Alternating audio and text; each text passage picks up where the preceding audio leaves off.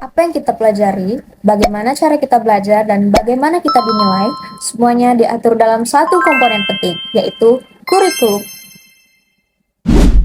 Assalamualaikum warahmatullahi wabarakatuh. Perkenalkan, nama saya Nurul Anissa Aulia dengan NPM 204240229. Pada video kali ini saya akan memaparkan mengenai perubahan dan perbedaan kurikulum 1947 sampai dengan kurikulum merdeka atau kurikulum nasional pada saat ini. Semoga apa yang saya paparkan dapat menambah wawasan dan pengetahuan bagi kita semua. Selamat menyaksikan. Sebelumnya, apa itu kurikulum?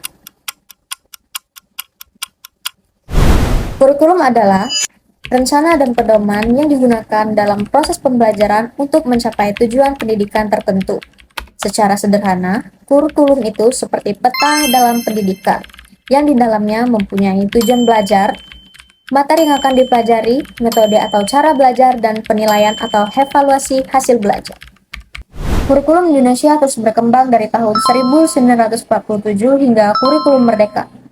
Perubahan ini dilakukan untuk menyesuaikan perkembangan zaman dan kebutuhan peserta didik. Melalui perubahan ini, sistem pendidikan menjadi lebih berkembang dan berfokus pada pembentukan karakter serta potensi peserta didik.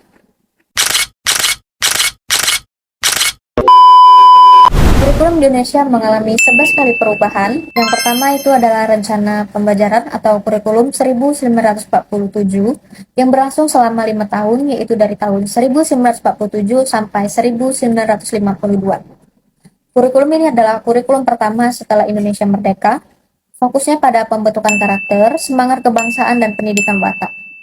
Materinya masih sederhana dan menyesuaikan kondisi setelah penjajahan. Selanjutnya adalah kurikulum rencana pembelajaran terurai yang berlangsung pada tahun 1952 sampai dengan tahun 1964, di mana pada kurikulum ini lebih terperinci dan lebih jelas.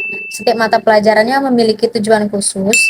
Setiap guru mengajar satu mata pelajaran khusus sesuai dengan keahlian, dan materinya dikaitkan dalam kehidupan sehari-hari.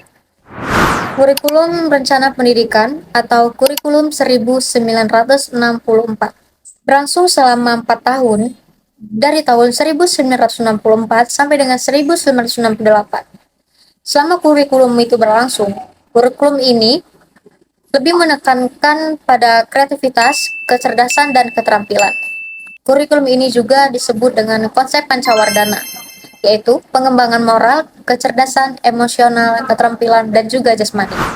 Berbeda dengan kurikulum 1968 yang lebih menekankan pembentukan manusia berjiwa Pancasila, struktur pembelajarannya lebih teratur dan fokus pada pembentukan moral, serta perubahannya bersifat politis, tujuannya untuk menggantikan produk Orde Lama. Kurikulum 1975.